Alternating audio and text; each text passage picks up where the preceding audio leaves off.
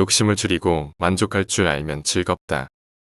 만족할 줄 알면 즐거울 수 있고 탐욕에 힘쓰면 근심한다.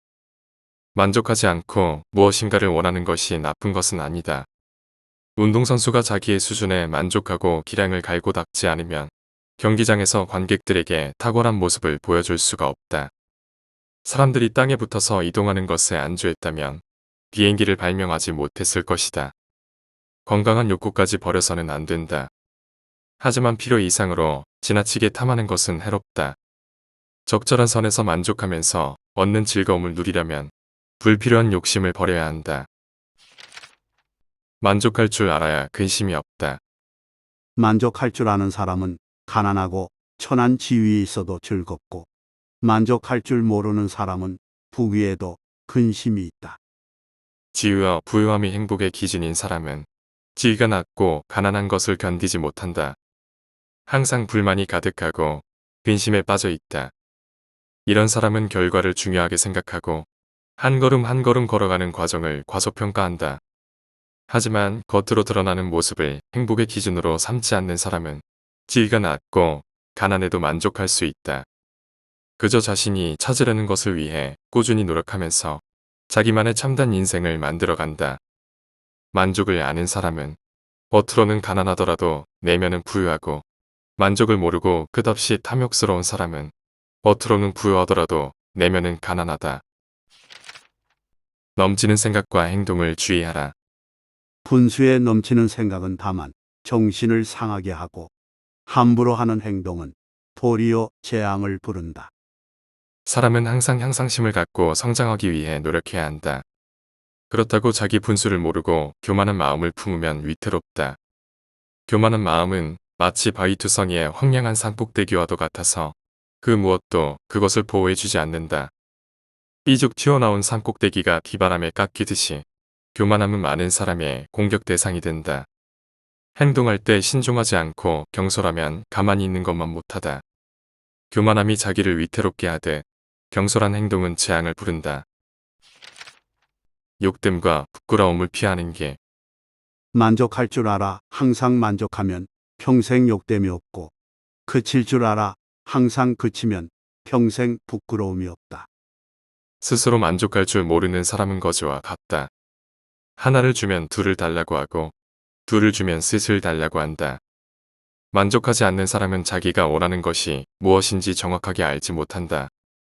무엇인가를 왜 원하는지 스스로 정리가 되어 있지 않기 때문에 어느 정도 선에서 그치고 만족해야 하는지 알 수 없다.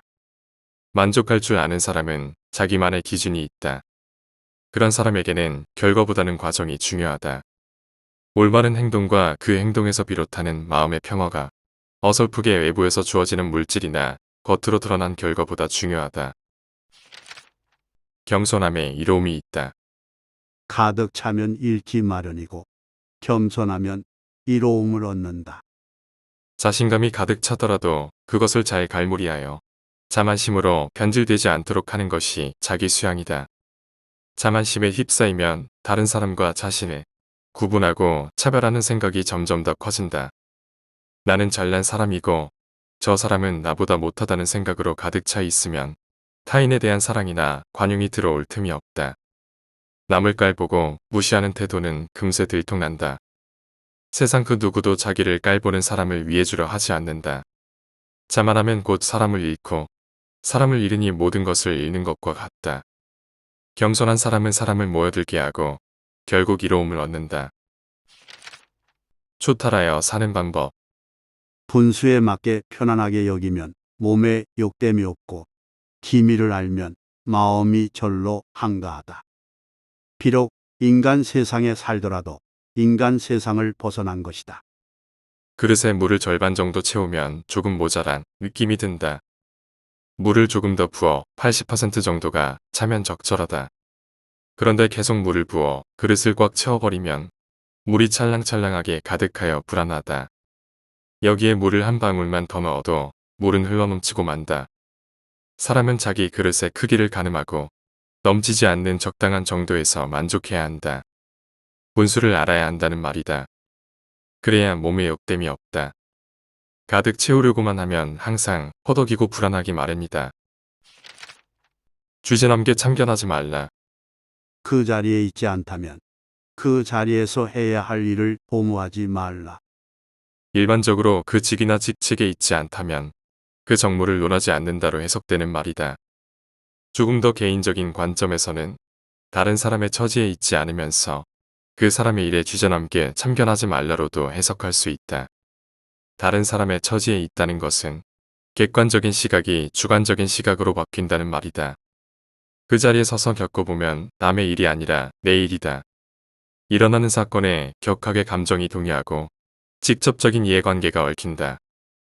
역지사지의 정신으로 남의 위치에 서 보아야 한다. 그렇지 않으면 다른 사람을 머리로는 이해할 수 있을진 몰라도 그 감정을 느낄 수는 없다. 앞의 내용은 임성훈 작가가 지은 책 살면서 꼭 한 번은 명심보감의 일부분이다. 명심보감은 유가미토가 사상을 중심으로 중국 역사상 유명한 사람들의 말과 고전에서 가려 뽑은 내용을 엮은 책이다. 천자문을 뗀 아이들의 학습 교과서로 이용되었다.